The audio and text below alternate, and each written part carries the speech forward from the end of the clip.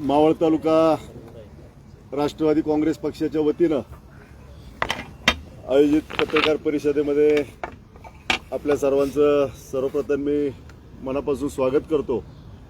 या पत्रकार परिषदेच्या निमित्ताने या ठिकाणी उपस्थित असणारे तालुक्याचे आमदार आदरणीय सुनील अण्णा शेळके, ज्येष्ठ नेते बबनरावजी बेगडे, जिल्हा राष्ट्रवादी काँग्रेस पक्षाचे अध्यक्ष विठ्ठलरावजी शिंदे, माधुभाऊ कालेकर, रामनाथ शेठ वारिंगे, नामदेवराव ठुले, आमच्या महिला अध्यक्ष सुवर्णाताई राऊत, युवकांचे अध्यक्ष किशोरजी सातकर, सर्वच राष्ट्रवादी काँग्रेस पक्षाचे पदाधिकारी, स्थानिक स्वराज्य संस्थांच्या निवडणुकीच्या संदर्भातला पहिला नगर परिषदांचा टप्पा पार पडल्यानंतर जिल्हा परिषद आणि पंचायत समितीचा प्रोग्राम जाहीर झालेला आहे। 10 गण आणि 5 गट यामधल्या पहिल्या टप्प्यातल्या काही उमेदवाऱ्या पाठीमागच्या काळामध्ये आम्ही जाहीर केल्या। त्यामध्ये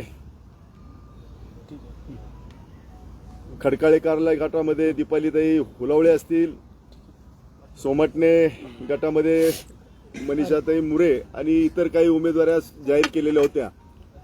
आज या पत्रकार परिषदेमध्ये बाकी उमेदवाऱ्या आम्ही जाहीर करणार असं सकाळी ठरलेलं होतं, परंतु महायुतीच्या संदर्भामध्ये पुढे वाटचाल होत असताना आज सकाळी माजी सभापती भारतीय जनता पक्षाचे ज्येष्ठ नेते निवृत्तीभाऊ शेटे, त्याचप्रमाणे अण्णासाहेब बेगडे यांनी त्यांच्या पातळीवरती काही प्रस्ताव आमच्या समोर आणले आणि त्यांनी आज संध्याकाळपर्यंत आपण त्याच्यामध्ये काही चर्चा करू असं त्यांच्याकडनं सांगण्यात आलेलं होतं आणि म्हणून ती चर्चा कुठेतरी 7 वाजल्याच्या आतमध्ये संपुष्टात येईल आणि पुढे जाता येईल हा दृष्टिकोन समोर ठेवून आज पत्रकार परिषद बोलवलेली होती। परंतु आता पुन्हा एकदा त्यांचा निरोप आला की या संदर्भामध्ये आपण काही सकारात्मक पावलं पुढे टाकत आहोत।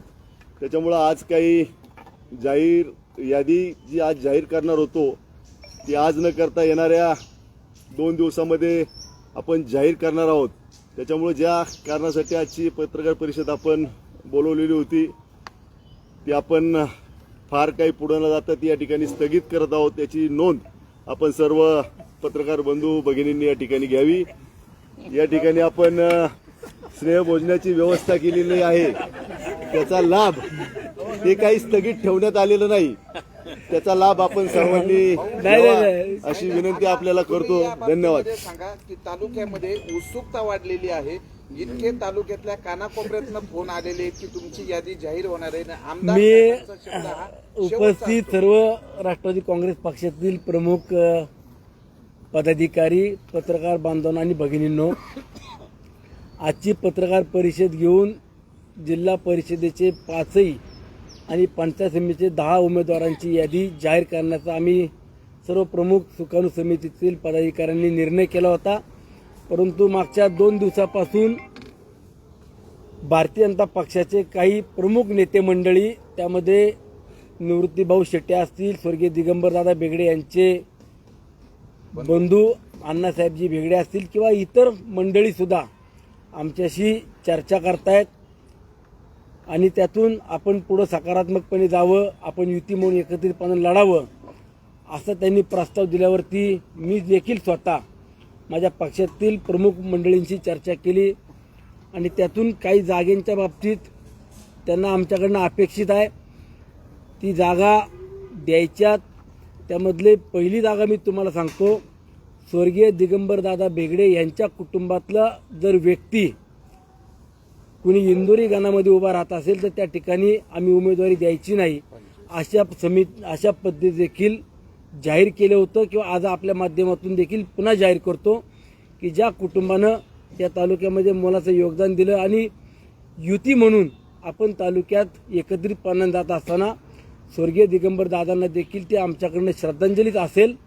परंतु आज फायनल चर्चा होऊन निर्णयावरती येऊ असं आम्हाला सगळ्यांना अपेक्षित होतं, परंतु आज विलंब होतो त्याला. भारतीय जनता पक्षाचे प्रदेश अध्यक्ष रवींद्रजी चव्हाण साहेब असतील आणि मुरली अण्णा मोळ यांच्याशी सुद्धा मी संवाद साधलेला आहे.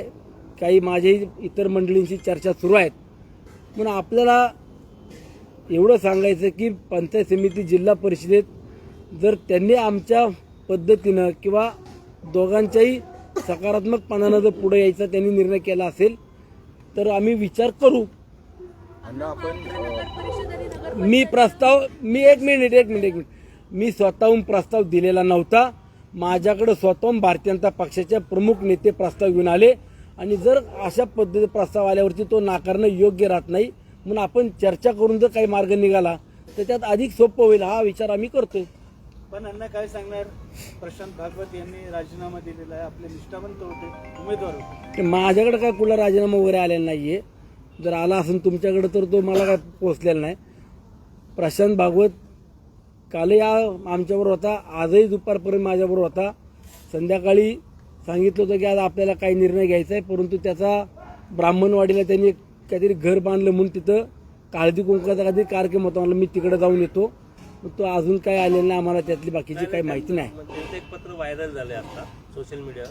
त्यांनी अध्यक्षांना पाठवलेलं पत्र, त्यामध्ये लिहिलेलं आहे की माझ्या पत्नीसाठी मी उमेदवारी मागितली होती, मात्र मग त्याची उमेदवारी कोणी कट केली? नाही त्यांची आयात उमेदवार अण्णा इथं पत्र नाही, हे बघा त्याची उमेदवारी दिली का कट केली का कुणाला आयाताला दिली का निर्याताला दिली अजून आम्ही जाहीर केली का? अण्णा इथं अजून आमचा निर्णय आम्ही सांगितला का? ज्या वेळेला निर्णय होईल त्यावेळेला स्पष्ट होईल ना कुणाला दिली की नाही दिली. आज लगेच बोलणं की आज आम्ही उमेदवार म्हणून त्याला थांबवलाय की त्याला आम्ही देऊ शकत नाही असं काय म्हणालोय? अजूनही आमचा निर्णय काय, आता कोर कमिटीतले प्रमुख मंडळी आहोत. उद्या जर समजा युती म्हणून काही जागा सोडाव्या लागल्या तर आम्हाला ऐकावं लागेल, त्याला ऐकावं लागेल किंवा भारतीय जनता पक्षाच्या नेते मंडळी ऐकावं लागेल, आमच्या इच्छुक उमेदवारांना ऐकावं लागेल. असं काही नाहीये. अण्णा तुम्ही म्हणताय त्या पद्धतीने अजूनही तुमच्याकडनं अधिकृत यादी आली नाही. या अर्थी तुम्ही जे सांगताय ते सत्य मानलं पाहिजे की अजून उमेदवारी डिक्लेअर नाहीये, तर त्यांचं पत्र समोर आलेलं आहे तो असणं अपेक्षित नाहीये. जसं त्या पत्रामध्ये त्यांनी नमूद केलंय की काँग्रेसच्या उमेदवाराला बाहेरून आलेल्या उमेदवाराला उमेदवारी जाहीर केली असं त्यांनी लिहिलंय. परंतु तुम्ही म्हणता तसं जर मान्य केलं तरी पण प्रश्न हा महत्वाचा आहे की आपणच म्हणाला होता की आमची 10 जागांवरची 5 गटांच्या ठिकाणची तयारी आहे आणि आपण अजितदादांनाही शब्द दिला होता की राष्ट्रवादीचाच झेंडा फडकताना दिसेल.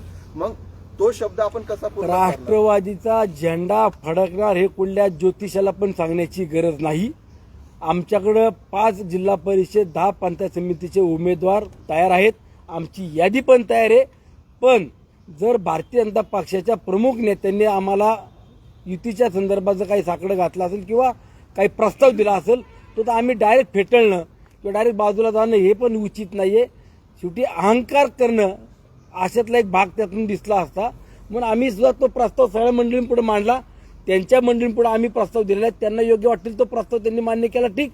नाही केला तर आम्हाला 2 दिवसात निर्णयावरती यावंच लागणार आहे. स्थानिक नेत्यांनी काय प्रस्ताव दिलाय का? स्थानिक राज्यमंत्री आहेत इथं, माजी राज्यमंत्री आहेत किंवा त्यांच्या पक्षाचे त्यांचेच प्रतिनिधी म्हणून कोर कमिटीतले प्रमुख निवृत्ती भाऊ शेट्टी आले ना. ते कोर कमिटीचे अध्यक्ष आहेत, तालुक्यातले प्रमुख आहेत ते. नाही, पण तुम्ही एवढा सॉफ्ट कॉर्नर भाजपला का देताय? जर तुमची निर्वाचित सदस्य आहेत तुमच्याकडे, सगळी तुमची तयारी आहे, तुमच्याकडून भाजपला सॉफ्ट हे बघा, शेवटी मी तुम्हाला बऱ्याचदा सांगितलं की राज्यामध्ये युती म्हणून भारतीय जनता पक्ष, राष्ट्रवादी काँग्रेस पक्ष असेल, शिवसेना एकत्रितपणानं जर पुढे जात असेल, माझ्या तालुक्याचं हित कशात आहे हे जर मी समजून काम करणार असेल तर ते योग्य राहील. कार्यकर्त्यांना संघर्ष करायला लावायचा आणि संघर्षातून अधिकचं तेढ निर्माण करण्यापेक्षा जर एकोप्यानं आपल्याला तालुक्यात या निवडणुका सहजगतीनं पुढे नेता आल्या आणि त्यातून जर आपल्याला अधिकचं काही कामं करण्याकरता तिन्ही नेत्यांचा आपल्याला जर उपयोग होत असेल तर आपण का प्रस्ताव नाकारावा? तुम्हाला विधानसभेला पण युती धर्म त्यांनी पाळला नाही, लोणावळा नगरपालिकेत पण पाळला नाही. त्याचा परिणाम ते भोगतायत. मी नाही भोगत. मी नाही प्रस्ताव दिला. तळेगाव नगर परिषदेमध्ये युती केली त्यावेळेस तुमच्या काही उमेदवारांना दिल्यानंतर त्यांनी काही उमेदवार अपक्ष उभे केले. त्यांनी दिलेले शब्द न पाळता सुद्धा तुम्ही पुन्हा तीच पुनरावृत्ती करता. तुमच्या कार्यकर्त्यांना तुम्ही न्याय देत नाही. माझं एक स्पष्टपणे मत आहे. माझ्या कार्यकर्त्याला न्याय द्यायला आम्ही सगळेजण सक्षम आहोत.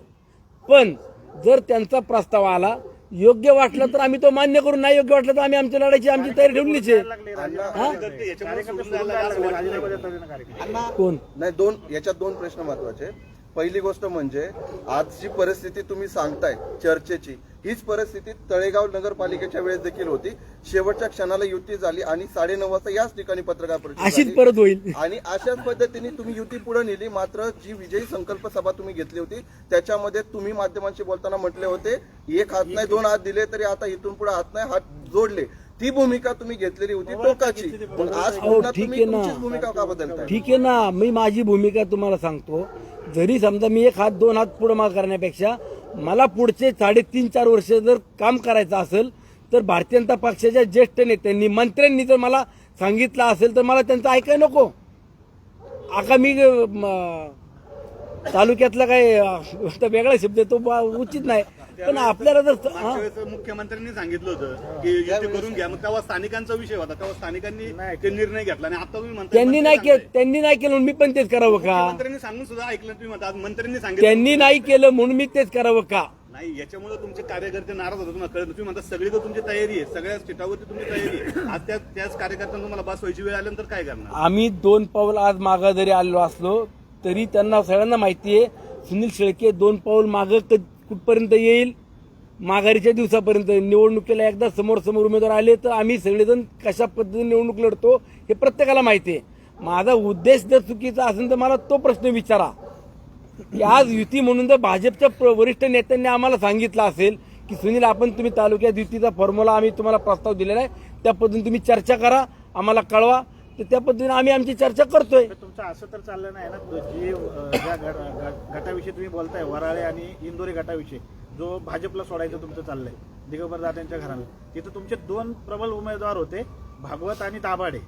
त्या दोघांनाही नाराज नाही व्हायचं, तो एकाला दिला तर दुसरा नाराज होणार आहे म्हणून तुम्ही तो तिसरा पर्याय भाजपचा शोधून त्याचा काढलाय. तुम्हाला स्पष्टपणे खुलासा सांगू का? आता आम्ही मागच्या 3 दिवसापूर्वी कोर कमिटीतल्या मंडळींनी ठरवलं होतं की 2 जे उमेदवार आहेत, एक आमच्या पल्लवीताई दाभाडे आणि मेधाताई भागवत, या दोघांनाही जिल्हा परिषदेला आपल्याला संधी द्यायची. एकाला निवडून देता येईल आणि एकाला ऑप्शनमधनं देता येईल. अशा पद्धतीने आम्ही तो प्रस्ताव दिला, दोघांनी तो मान्य केला. त्या प्रस्तावावरती किंवा त्याच्यावरती आता कुठली चर्चा राहिलेली नव्हती. पण त्याच्यात भारतीय जनता पक्षानं आम्हाला एक जागा द्या असं सांगितल्यावरती आम्ही त्याच्यावरती सकारात्मकपणे पुढे जायचं की नाही का आपण त्यांचा प्रस्ताव बाजूला ठेवायचा या निर्णयावरती आज आलो होतो. पण त्यांनी आम्हाला अजून काही कालावधी मागितला, आम्ही त्यांना कालावधी देतोय. ज्या भारतीय जनता पार्टीची पंचायत समितीवर निर्वाचित सत्ता होती, 25 वर्षे त्यांचं राज्य होतं, ते तुमच्याकडे एक जागा मागतात आता? कुठे नाही, प्रत्येक गटाचा विषय झाला. आता एक गट मागा मागतात ते.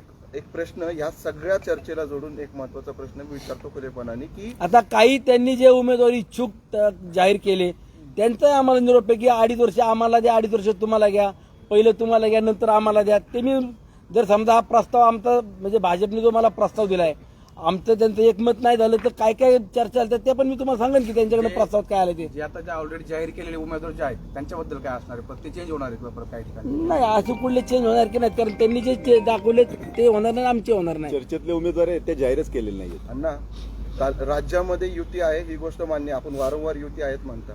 मात्र राज्यातली परिस्थिती बघता ज्या ठिकाणी भाजप स्ट्रॉंग असतं त्या ठिकाणी भाजपने राष्ट्रवादी काँग्रेसला नेहमी बाजूला सारलेलं आहे, ही गोष्ट नाकारता येणार नाही. आणि ज्या ठिकाणी मग राष्ट्रवादीनी सोबळावर लढण्याची गरज पडली तिथं राष्ट्रवादी सोबळावर लढली. मावळ तालुक्यामध्ये नाही म्हटलं तरी राष्ट्रवादीची ताकद असताना, अजितदादांनी तुम्हाला सगळे अधिकार दिलेले असताना आपण वारंवार भाजपला सॉफ्ट कॉर्नर का देता याचं स्पष्टीकरण आपल्याकडनं आलं तर उत्तमच आहे. आणि दुसरी गोष्ट, राजकीय वर्तुळात अशी चर्चा आहे की जाणीवपूर्वक आपण भाजपला सॉफ्ट कॉर्नर देताय, भाजपला तगवण्यासाठीचा एक प्रयत्न करताय. याचं कारण 2029च्या विधानसभेत आहे असं बोललं जातंय. याच्याच पद्धतीची स्पष्टता आपल्याकडनं आली पाहिजे. ज्या अजितदादांनी 5,000 कोटीचा निधी दिला, पडत्या काळात साथ दिली, त्यांच्या सोबतच तुम्ही असणार का? आणि असेल तर मग भाजपला का तुम्ही इतका सॉफ्ट कॉर्नर देताय? लोक कोपऱ्यामध्ये अशी चर्चा करतात की सुनील शेळके प्रत्येक भाजपाच्या बाजूने बोलतात. येणाऱ्या पुढच्या पंचवार्षिकला सुनील शेळके भाजपाच्या उमेदवार असणार आहे का तुम्ही? असे लोक बोलतात. म्हणून तुम्ही आता मला भाजपला का बळच तिकडे ढकलताय मला ते बी कळा ना. अरे मला मी एकदा नाही, मी तुम्हाला आता भाजप ऑलरेडी मावळातून संपलेली आहे, त्या भाजपला तुम्ही काय जागवताय? मी आतापर्यंत 10 वेळा सांगितलं की ज्या नेत्यानं मागच्या 25 वर्षात जेवढा निधी आला नाही तेवढा 5 वर्षाच्या मावळ तालुक्यात दिला. सुनील शेळकेला जे पाहिजे ती कामं मंजूर करून दिली. काय माझ्या तालुक्याकरता अजितदादांनी कमी केलं म्हणून मी असले काय उलटे सुलटे विचार करावे. पक्ष वाढवला पाहिजे. तुम्हाला मी सांगतो, एक मिनिट तुम्हाला मी सांगतो, माझा पक्ष वाढायला कुठं कमी आता. काय युती करणार? माझी तळेगाव मध्ये 28 पैकी 20 सदस्य आहेत. वडगाव मध्ये 17 पैकी 10 सदस्य आहेत. लोणावळ्यामध्ये 27 पैकी 20 सदस्य आणि एक नगराध्यक्ष आहे. मग एवढं जर आमचं सत्तेमध्ये किंवा आमच्या जर पक्ष मजबूतीने इथं वाढतोय, मजबूतीने उभा आहे, तर आम्हाला काय दुसऱ्यांच्या कुबड्या घ्यायची अपेक्षा नाही. माझा स्वार्थ एवढाच आहे की उद्या जर महायुती म्हणून आपण राज्यामध्ये एकत्र असू तर मला मुख्यमंत्री असतील, दोन्ही उपमुख्यमंत्री असतील किंवा ग्रामविकास मंत्री असतील, यांच्याकडनं अधिकचा निधी आणायला या सगळ्या युती म्हणून या फॉर्म्युल्यातनं पुढे गेलो तर फायदा होतो. दुसरा काय फायदा आहे. बंडखोरी करायची, कुणाला अपक्ष राहायचं का कुणाला पक्षाकडनं राहायचं का तालुक्याचा विकास बघून एकत्र यायचं, तो त्याचा व्यक्तिगत प्रश्न आहे. तुम्ही 2024च्या विधानसभेला वारंवार असं म्हणत होता की माझे कार्यकर्ते जे माझं काम करतात त्यांना दमदाटी दिली जाते, शिवीगाळ केली जाते. अशा परिस्थितीत पण ते कार्यकर्ते तुमच्यासोबत तग धरून होते.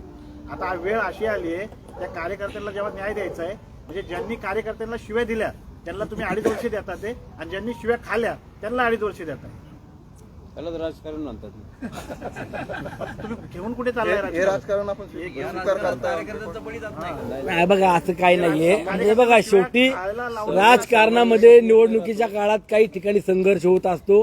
कार्यकर्त्यांची मनं सांभाळणं, त्यांना न्याय देणं हे प्रत्येकजण आपल्या आपल्या परीने प्रयत्न करत असतो. त्यामध्ये आम्ही देखील आमच्या कार्यकर्त्यांना सहकार्यानं ज्या ज्या ठिकाणी न्याय देता येईल तो देण्याचा आम्ही प्रयत्न केले आजपर्यंत. फक्त मी मागाशी सांगितलं त्याप्रमाणे स्वर्गीय दिगंबर दादांच्या घरातली उमेदवारी जर आली तर त्या बाबतीत आम्ही सर्वजण सकारात्मकपणे विचार करू. मग दादाच्या मुलाची यावं असं वाटतंय का? त्यांनी त्यांची घरातली म्हणलं, दादांच्या सुनीला देणार आहे का कुणाला? मी सांगितलं दिगंबर दादांच्या घरातली उमेदवारी आली तर आम्हाला सकारात्मकपणे आम्ही तिथे विचार करू. बरं, आता हा? तुम्ही इतक्या दिवस पंचायत समिती बघून काय इतक्या सांगतो. दिवस राष्ट्रवादी काँग्रेसच्या इच्छुक उमेदवारांनी लाखो रुपये खर्च केले या समाजकार्यासाठी, त्यांचा काय विचार होणार? त्यांना कुणी करायला सांगितले? आणि तुम्ही प्रत्येक कार्यक्रमाला तुम्हीच उपस्थित होते. मग मला कार्यक्रमाला बोललो मी जाणार. पण आज तुम्ही सुद्धा मला जेवायला बोलवलं, मी येतो की तुमच्याकडे जेवायला. तुम्ही आता पण या, आणखी कोंबडे कापतो. चलो, थँक्यू. अण्णा एक प्रश्न पिंपरी चिंचवडचा. आता नुकतीच पिंपरी चिंचवड महानगरपालिकेची निवडणूक झाली. त्यामध्ये ज्या पद्धतीने मावळमध्ये राष्ट्रवादीचा करिश्मा झाला त्या पद्धतीने पिंपरी चिंचवडमध्ये राष्ट्रवादी कुठंतरी बॅकफुटवर गेली का? त्याच्या मागचं काय कारण? आता तिथं स्थानिक नेत्यांना हा प्रश्न विचारायला पाहिजे. तुम्ही पण गेलता. मी काही प्रभागामध्ये माझ्याकडे ज्या ज्या ठिकाणी मला सांगितलं जा, सभेला जा, प्रचाराला, त्या त्या ठिकाणी मी माझी जबाबदारी पूर्णपणे पार पाडली. परंतु ठीक आहे, पिंपरी चिंचवडकरांनी जो काय निर्णय दिला तो स्वीकारून आम्ही सर्वांनीच तो निर्णय किंवा निकाल जो आला त्याचं स्वागत केलेलं आहे. गणेश भाऊ, 4 दिवस राहिलेत फक्त उमेदवारी अर्ज भरण्यासाठी. 3 दिवस राहिलेले आहेत. तुम्ही म्हणता आम्ही 2 दिवस अजून वाट पाहू. उमेदवारांना यादी आमची तयार आहे. यादी आमची तयार आहे. अच्छा. काही उमेदवारी आपण मागच्या काळामध्ये जाहीर झालेल्या आपण पाहिलं की सगळे कामाला आले. काही 1, 2, 3 जागेवरचा फक्त आहे विषय कोणत्या conclude होईल. जागेवर? होईल ना. एकच फक्त चला.